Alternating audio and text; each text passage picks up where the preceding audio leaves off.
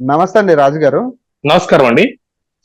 నిన్న జరిగిన చర్యలు మనం చూసాం. చంద్రబాబు నాయుడు గారు అరెస్ట్‌కి సంబంధించి గాని, రిమాండ్‌కి సంబంధించి గాని జరిగిన పరిణామాలన్నీ చూస్తుంటే అంటే మీకేమనిపిస్తుంది అంటే నిన్న జరిగిన దాని గురించి మీరు ఫాలో అవుతున్నారా? అయ్యో! ఖండితంగా సార్. ఖచ్చితంగా ఫాలో అవుతూనే ఉన్నాను. ఎందుకంటే ఒక తెలుగుదేశం కార్యకర్త పడ్డాను. బాధపడుతూ ఉన్నాను. ఎందుకంటే చేయని నేరానికి మా జాతీయ మీకు నేను అండ్ మీ ద్వారా ప్రజలందరికీ కూడా తెలియజేసేటువంటి విషయం ఏంటంటే, ఒక 2 పాయింట్లు వాలిడ్ పాయింట్లు ఉన్నాయి సార్. ఆ 2 పాయింట్లు ఏంటనేది మీకు ఒకసారి మీతోటి వ్యక్తం చేస్తాను. ముందుగా 3,300 కోట్ల రూపాయలు స్కిల్ డెవలప్మెంట్ ప్రాజెక్ట్ లో అన్యాయం జరిగిపోయింది, అవినీతి జరిగిపోయింది, చంద్రబాబు నాయుడు గారు అవినీతి చేసేశారు, ఆయన ఏకపక్షంగా తీసుకున్నటువంటి నిర్ణయాలతోటి అంతా జరిగిపోయింది అని చెప్పడం మనం అందరం విన్నాము. అది అందరికీ విదితమే. అయితే ఇక్కడ మనం ఒకసారి చూసినట్లయితే మొట్టమొదటిగా వాళ్ళు చెప్పింది 3,300 కోట్ల రూపాయలు అవినీతి జరిగింది అని. మీరు తర్వాత చూసినట్లయితే 3,300 కోట్లు కాస్త 370 కోట్లకు వచ్చిందండి.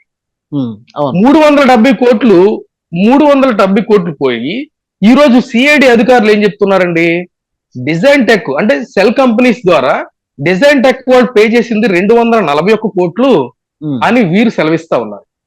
అయితే ఇక్కడ మనము ఒక ఇంపార్టెంట్ విషయం తెలుసుకోవాల్సింది ఏంటంటే సార్, సిమెన్స్ కంపెనీ మాజీ ఎండి ఎవరైతే ఉన్నారో సుమన్ బోస్ అని ఆయన ఇచ్చినటువంటి సిఐడి రిపోర్ట్ లో చాలా క్లియర్ గా 120 కోట్లు మీకు 120 కోట్లు మౌలిక ఖర్చు పెట్టడం జరిగింది. ఆల్రెడీ జిఎస్టి ఈ 370 కోట్లలో 330 కోట్లు 10% గవర్నమెంట్ పేర్ చేస్తుంది. దానికి జిఎస్టి 40 crores, టోటల్ 370 కోట్లు అని చెప్పేశారు. ఇక్కడ 120 కోట్లకి జిఎస్టి 40 కోట్లు, 160 కోట్లు అండి. సాఫ్ట్వేర్ ని పర్చేజ్ చేయడానికి 58 కోట్లు ఖర్చు పెట్టారు. ఈ 58 కోట్లు కలిపితే 218 కోట్లు. స్టిల్ ఈ డిజైన్ టెక్ కంపెనీ పే చేయవలసింది 152 కోట్లు ఉన్నాయండి. మీరు ఇప్పుడు కరెక్ట్ పాయింట్ మీరు ఆలోచించాలి. 370 కోట్లకి ఎక్కడ అవినీతి జరిగింది? 120 కోట్లు వచ్చేసరికి మౌలిక సదుపాయాలు ఖర్చు పెట్టారు. జిఎస్టి 40 కోట్లు, 58 కోట్లు వచ్చే సాఫ్ట్వేర్ కి ఖర్చు పెట్టడం జరిగింది. స్టిల్ 152 కోట్లు డిజైన్ టెక్ కంపెనీ దగ్గర ఉంది. ఇంకా బాబు గారు అవినీతి చేసింది ఏంటి? ఎందుకు మీరు నిరూపించలేకపోతున్నారు? ఎందుకు నిరూపించలేకపోతున్నారు అంటారు మీ తరపున న్యాయవాదులు కూడా నిరూపించలేకపోతున్నారు? ఇక్కడ నిరూపించలేకపోవడానికి ఏమాత్రము అవకాశం లేదు సార్. అక్కడ జరిగింది ఏంటి, నిన్న వాళ్ళు రిమైండ్ కోరారు. ఎవరు? సిఐడి రిమైండ్ కావాలి అని. రిమైండ్ కోరినప్పుడు మా తరపున ఉన్నటువంటి లాయరు ఆయన డిస్కస్ చేసిన పాయింట్స్ ఏంటి మనందరం విన్నాం. అవసరం ఏముంది, అరెస్ట్ చేయవలసినటువంటి విషయంలో మీరు గవర్నర్ యొక్క పర్మిషన్ ఎందుకు తీసుకోలేదు? అదే విధంగా మీరు అక్కడ కాల్ రికార్డ్స్ ని మాకు సబ్మిట్ చేయండి అన్నప్పుడు వాళ్ళు సబ్మిట్ చేయలేకపోయారు. ఈ రోజు జరిగింది ఏంటి సార్, ఓన్లీ రిమైండ్ పంపించారు. మీరేమి జైలు శిక్ష విధించలేదు కదండి. 14 రోజులు రిమైండ్ ఇచ్చారు. మీరు కూడా అంటే ఇప్పుడు ఆయన ఏజ్ ని పరిగణలోకి తీసుకుని హౌస్ అరెస్ట్ లాగా ఇవ్వాలని చెప్పేసి మీరు కూడా కోరడం జరిగింది. సో మరి అది కూడా తిరస్కరించడం అనేది జరగడం అనేది దీన్ని ఎలా చూడొచ్చు అంటారు? అంటే కేవలం ఇది కక్షపూరిత చర్యలా తీసుకోవాలా, లేకపోతే ఎలా జరుగుతుంది అసలు ఏపీలో రాజకీయం ఎలా ఉంది ఇప్పుడు? సార్ యాక్చువల్ గా మీరు వ్యాలిడ్ పాయింట్ చెప్పారు. ఇది ఓన్లీ కక్షపూరిత చర్య మాత్రమే. కక్షపూరిత చర్య కాకపోతే సార్, ఒక మాజీ సీఎం ప్రతిపక్ష నాయకులు ఆయన్ని ఎంత దుర్మార్గంగా అరెస్ట్ చేశారు అన్నది మీ అందరికి తెలిసిన విషయమే. రెండో విషయం, ఆయన అరెస్ట్ చేసేటువంటి విషయంలో కూడా వీళ్ళకి అన్ని ప్రూఫ్లు ఉన్నాయి అని చెప్పినప్పుడు ప్రజెంట్ చేయమనండి సార్. ఈ 2.5 సంవత్సరాలు కేసు ఫైల్ అయ్యి 2.5 సంవత్సరాలు కావస్తుంది సార్.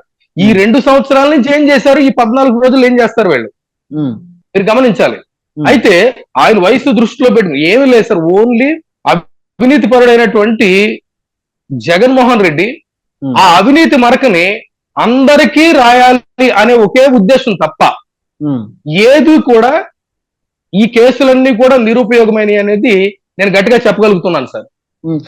ఓన్లీ అతనితో పాటు మీ స్టాండ్ ఏంటి ఇప్పుడు అరెస్ట్ ఇప్పుడు ఏదైతే ఇప్పుడు రిమాండ్ కి పంపించిన తర్వాత అంటే ఇప్పుడు తెలుగుదేశం కార్యకర్తలు కావచ్చు నాయకులు కావచ్చు అంటే ఎలాంటి స్టాండ్ తీసుకోబోతున్నారు ఇప్పుడు అదే అందరికీ కూడా ఇప్పుడు అదే క్వశ్చన్ మార్క్ ఇప్పుడు నెక్స్ట్ ఎలాంటి స్టాండ్ ఉండబోతుంది రిమాండ్ తర్వాత అనేది 14 రోజులు అనేది ఎలాంటి స్టాండ్ తీసుకోబోతున్నారు సార్ ఒకటి సార్ ఇక్కడ నేను మీకు క్లారిటీగా అక్కడ జరిగినటువంటి విషయాలు మీకు చెప్పడం జరిగింది.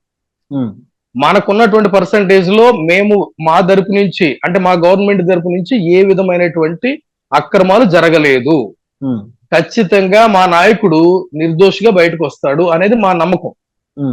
రెండోది, ఇక్కడ మేము దేన్నైనా ప్రూవ్ చేయడానికి మేము రెడీగానే ఉన్నాం. ఎందుకంటే నేను మీకు క్లారిటీగా సార్ నేను సామాన్య కార్యకర్తకి నాకే ఇన్ని విషయాలు క్లారిటీగా తెలిసినప్పుడు 14 సంవత్సరాలు రాష్ట్రాన్ని పరిపాలించి 9 సంవత్సరాలు ఉమ్మడి ఆంధ్రప్రదేశ్ ని 5 సంవత్సరాలు విభజిత ఆంధ్రప్రదేశ్ ని పరిపాలించినటువంటి ఒక మహానాయకుడు 4 తీయడానికి దానికి కావాల్సినటువంటి చర్యలన్నీ తీసుకుని ఉంటారు అనేది నేనెంత నమ్ముతున్నానో ప్రజలందరూ నమ్ముతున్నారు సార్. ఇది కేవలం కక్షపూరిత చర్య మాత్రమే. కావాలంటే మీరు గమనించవచ్చు,